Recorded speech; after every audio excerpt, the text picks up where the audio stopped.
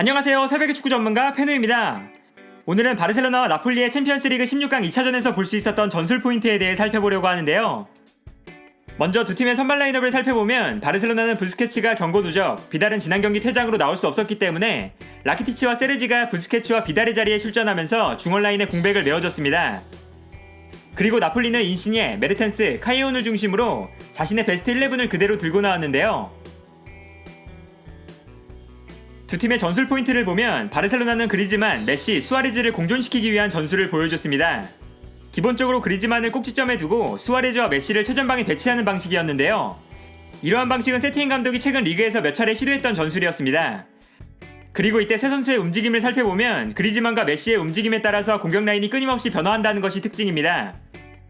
먼저 그리즈만이 꼭지점에 위치할 때는 전방에 수아레즈와 메시가 위치하는데 이때 메시가 오른쪽 측면으로 치우쳐서 움직이고 여기서 바르셀로나의 공격이 메시를 중심으로 이루어지기 때문에 수아레즈와 그리즈만이 메시의 주변에서 볼을 받으려는 장면이 나타나게 됩니다.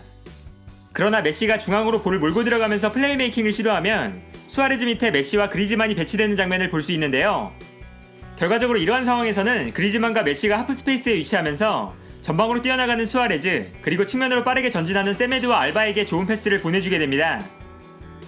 그리즈만과 메시의 히트맵을 봐도 메시는 측면에서 많이 움직였지만 오른쪽 하프스페이스 지역에서도 많은 움직임을 가져갔다는 것을 확인할 수 있고 그리즈만은 왼쪽 하프스페이스 지역에서 많이 움직였다는 것을 알 수 있는데요.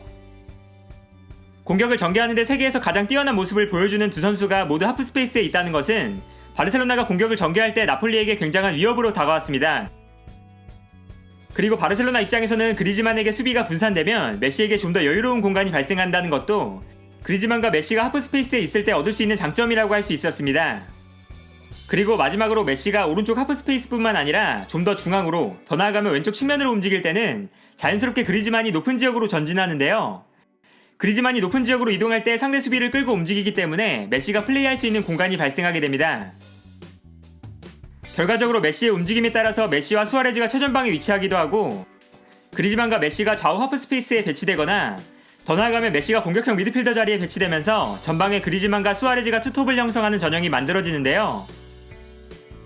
이렇게 3명의 선수가 다양한 전형을 만들어내는 만큼 바르셀로나가 공격을 전개할 때 나폴리의 수비진이 바르셀로나의 공격을 막아내는 데 힘들어하는 모습을 보여줬습니다.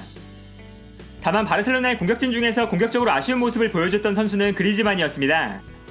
메시를 중심으로 공격이 전개되기 때문에 그리즈만이 공격 상황에서 볼을 터치하는 장면이 많지 않았고 그리즈만이 수아레즈처럼 전방에서 공간으로 빠르게 달려나가는 모습도 자주 보여주지 못했는데요.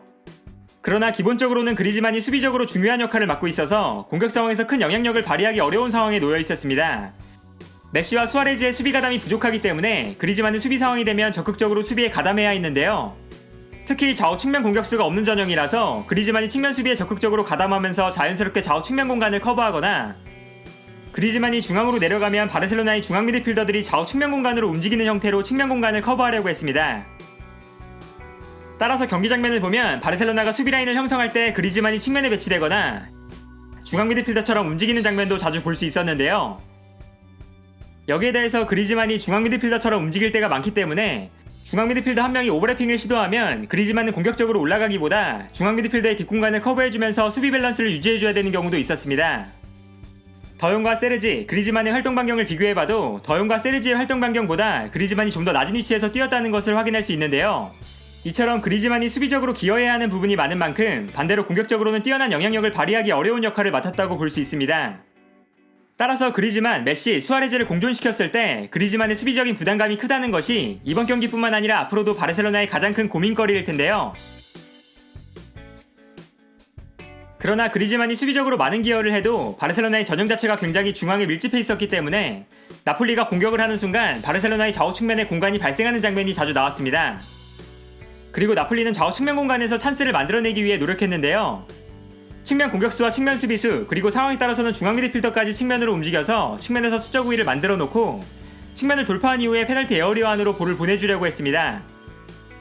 경기 장면을 봐도 나폴리가 공격을 전개할 때 측면 지역에서 바르셀로나가 수적으로 불리한 상황이 자주 발생했고 나폴리 입장에서는 편안하게 크로스를 올릴 수 있었습니다. 그러나 문제는 메르텐스나 파비안, 지엘린스키처럼 크로스가 올라올 때 페널티 에어리어 안으로 침투하는 선수들이 공중볼에 강점을 가진 선수들이 아니었다는 것입니다. 이번 경기에서 나폴리는 바르셀로나가 6개의 크로스를 시도하는 동안 무려 19개의 크로스를 시도했는데요. 하지만 19개의 크로스 중에서 나폴리 선수들에게 볼이 전달된 횟수는 단 5번뿐이었고 경기 내내 공중볼 상황에서 피케와 렁글레를 이겨내지 못했습니다. 크로스를 많이 시도했음에도 불구하고 크로스가 올라올 때 메르텐스보다 좀 더 공중볼에 강점이 있는 밀리크나 요렌테를 빠르게 투입하지 않았던 것이 다소 아쉬웠는데요. 또한 측면에 있는 선수들이 바르셀로나의 측면 수비를 무너뜨리는 데에는 위협적인 모습을 보여주지 못했다는 것도 문제였습니다. 기본적으로 인시니아와 카이에온이 세메드와 알바를 상대해야 했는데 두 선수 모두 측면 돌파에 뛰어난 선수들이 아니었고 결과적으로 세메드와 알바의 스피드를 이겨내지 못하면서 바르셀로나의 측면을 무너뜨리는 데 실패했는데요. 바르셀로나의 약점으로 지적되고 있는 측면 수비에 대한 불안함을 효과적으로 이용하지 못했다는 것이 이번 경기 나폴리에게 가장 실망스러운 부분이었습니다. 특히 후반전에는 바르셀로나의 기동력이 급격하게 떨어지면서 나폴리가 바르셀로나를 몰아붙이는 흐름으로 경기가 진행되었는데요. 바르셀로나가 후반전에 슈팅을 단 한 차례도 시도하지 못할 때 나폴리는 슈팅을 13개나 기록할 정도로 다소 일방적인 경기 흐름이었는데 나폴리가 득점을 기록하지 못했다는 것도 나폴리 입장에서는 굉장히 아쉬웠습니다. 바르셀로나가 수비 전형을 만든다고 하더라도 메시와 수아레즈가 수비에 가담하지 않아서 사실상 8명으로 수비 라인을 만들 때가 많은데요.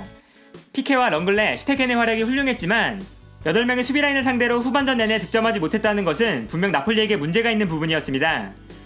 그리고 바르셀로나 입장에서도 후반전에 기동력이 급격하게 떨어지면서 경기 흐름을 내줬다는 것이 다음 경기 바이에른 뮌헨을 만났을 때 큰 문제가 될 가능성이 높아 보였습니다. 한편 바르셀로나의 경기 운영에서 추가적으로 볼 수 있었던 특징은 최전방 공격수들이 중앙에 밀집해 있는 전형인 만큼 공격 상황에서 좌우측면 수비수들의 오버래핑을 활용하기 위한 움직임을 가져갔다는 것입니다. 여기서 재미있는 것은 좌우 측면을 활용하는 방법이 조금 달랐다는 것인데요. 오른쪽 같은 경우는 세르지가 오른쪽 측면 수비수로 뛸 수 있는 선수라서 세메드가 공격적으로 올라갔을 때 세메드의 뒷공간을 자연스럽게 커버하는 모습을 보여줬습니다. 세르지가 오른쪽 중앙 미드필더로 기용되었을 때 얻을 수 있는 장점이라고 할 수 있고 세르지 덕분에 세메드가 수비 부담을 덜고 공격적으로 움직일 수 있었는데요. 그러나 반대편 측면에서는 알바가 공격적으로 올라갈 때 더용이 아니라 렁글레가 측면을 커버할 때가 많았습니다. 더용은 수비를 커버하는 것보다 공격 지역에서 볼을 점유하는 것이 바르셀로나에게 더 큰 도움이 되기 때문에 오른쪽 측면과 달리 렁글레가 측면을 커버할 때가 많은데요. 결과적으로 세르지와 렁글레가 측면 수비수들의 오버래핑을 돕고 알바와 세메드는 공격적으로 올라가주면서 공격수들이 중앙에 밀집해 있어도 측면을 넓게 활용할 수 있는 전형이 만들어지는 것입니다. 이러한 움직임도 이번 경기 바르셀로나의 전술 포인트 중 하나였는데요. 오늘은 이렇게 바르셀로나와 나폴리의 경기에서 볼 수 있었던 전술 포인트를 살펴봤습니다. 1, 2차전을 합해 바르셀로나가 4대2로 승리하면서 8강전에 진출하게 됐고 두 팀의 다양한 전술 포인트를 볼 수 있었던 경기였지만 두 팀 모두 기대보다는 좋은 경기력을 보여주지 못했던 경기였는데요. 특히 바르셀로나는 8강전에서 바이에른 뮌헨을 만나는 만큼 수비적인 문제점을 어떻게 보완할 수 있느냐가 8강전을 준비하면서 무엇보다 중요한 고민거리가 되지 않을까 합니다. 오늘 영상은 여기까지고요. 시청해주셔서 감사합니다.